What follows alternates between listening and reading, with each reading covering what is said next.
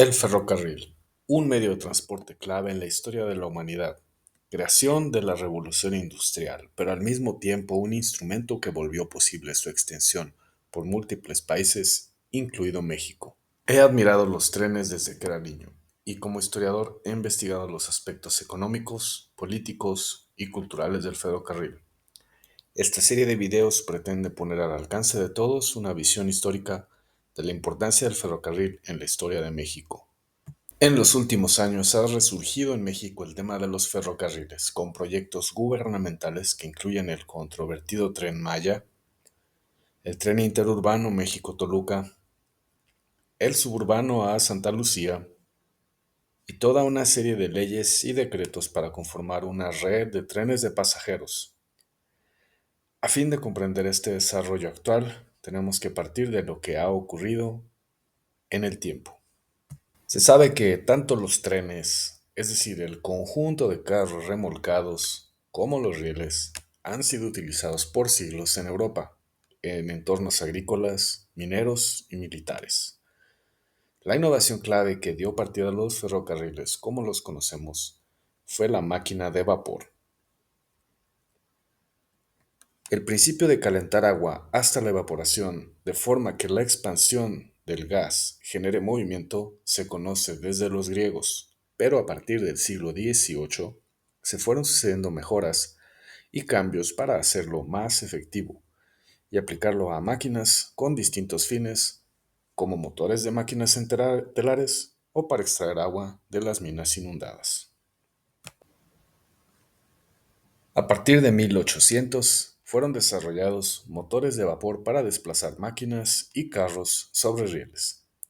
Un ejemplo de ellos fue la famosa locomotora Rocket de George Stephenson, que hizo posible el servicio comercial de ferrocarriles para el transporte de larga distancia fuera ya del exclusivo ámbito industrial y productivo.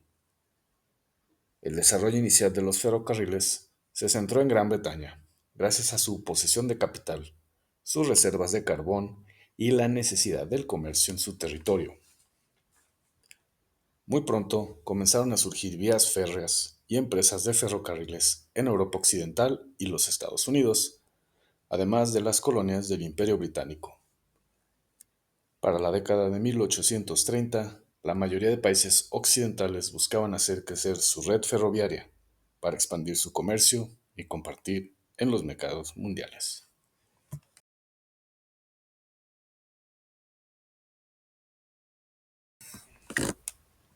México no fue la excepción al entusiasmo por los ferrocarriles. Tras obtener su independencia de España en 1821 y luego de transitar desde la monarquía constitucional a la República Federal, los gobiernos procuraron fomentar el establecimiento de ferrocarriles en nuestro país.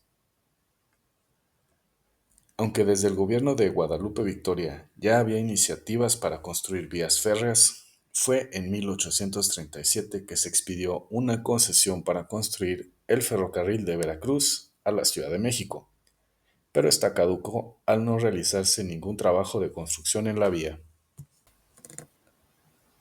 Las condiciones de esa concesión otorgada a Francisco Arrillaga daban el privilegio exclusivo de operar el Camino de Hierro de Veracruz a la capital por 30 años, pero debía iniciar su construcción en los primeros 2 años después de la concesión y terminarse en un periodo menor a 12 años. En esta concesión se estableció que el empresario debía introducir rieles, carruajes y demás maquinaria, pagando todos los derechos de importación, sin poder recibir del gobierno ningún subsidio o subvención. Además, se obligó a la empresa a pagar 50,000 pesos anuales para mejorar los caminos anexos a la vía.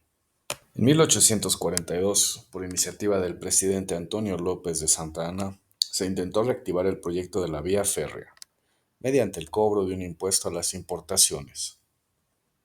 Pese al interés del mismo Santa Anna y otros empresarios y terratenientes veracruzanos, al cabo de 10 años solo se había logrado construir 6 kilómetros de ferrocarril, lo que estaba muy lejos de ser una línea de transporte siquiera regional.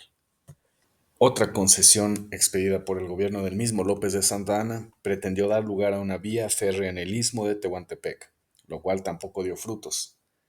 Esta ruta interoceánica era de particular interés para los empresarios y el gobierno de los Estados Unidos, antes y después de la conquista y anexión de los territorios mexicanos del norte en 1848, y posiblemente también escondía nuevos proyectos anexionistas.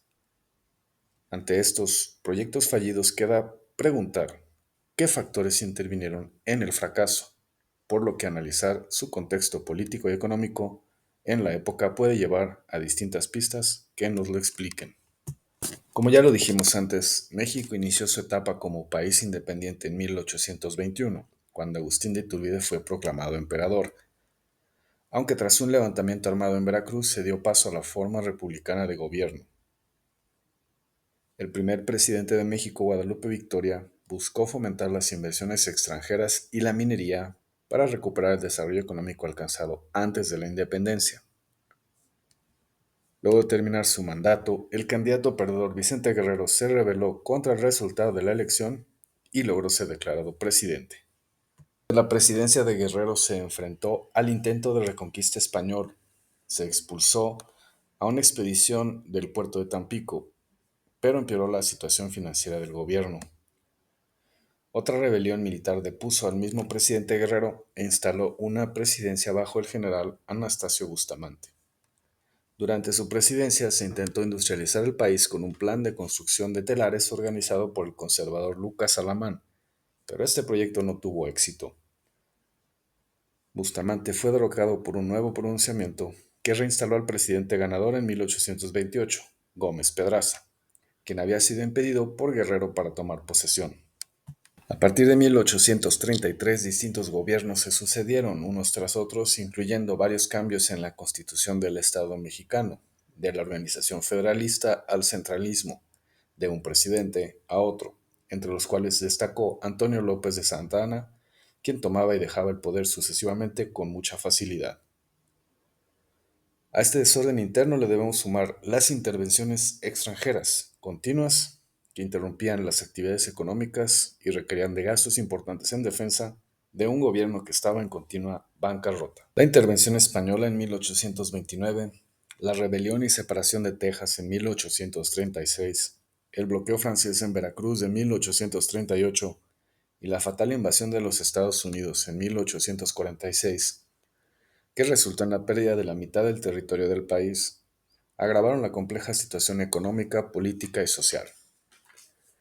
En ese contexto no sorprende que ningún proyecto de infraestructura de transporte tuviera éxito. La construcción de vías férreas demanda una gran cantidad de recursos que solo podían provenir del extranjero debido a la ruina económica heredada de la independencia. Sin embargo, los países extranjeros intervenían en el país justificándose en la deuda soberana que no estaba siendo pagada, por lo que la llegada de capitales para los ferrocarriles era muy improbable. Además, los continuos cambios de gobierno hacían imprevisibles los acuerdos alcanzados en las concesiones, y la mala situación de seguridad reducía los incentivos a establecer cualquier empresa productiva en el México recién independizado. Había grandes esperanzas desde 1820 no nada más en la construcción de ferrocarriles, sino en todo el desarrollo económico y político de México. Por desgracia, la inestabilidad institucional, las agresiones militares extranjeras y la falta de capital impidieron la realización de las vías férreas de México a Veracruz y a través del Istmo de Tehuantepec, una situación infortunada que, aunque no mejoraría en las 2 décadas siguientes, sí permitiría al fin el tendido de los primeros ferrocarriles en México. Si llegaste a este punto del video, puedes dar me gusta si te ha gustado, y si quieres ver más contenido relacionado a la historia del transporte, suscríbete a mi canal, Reims Transportes.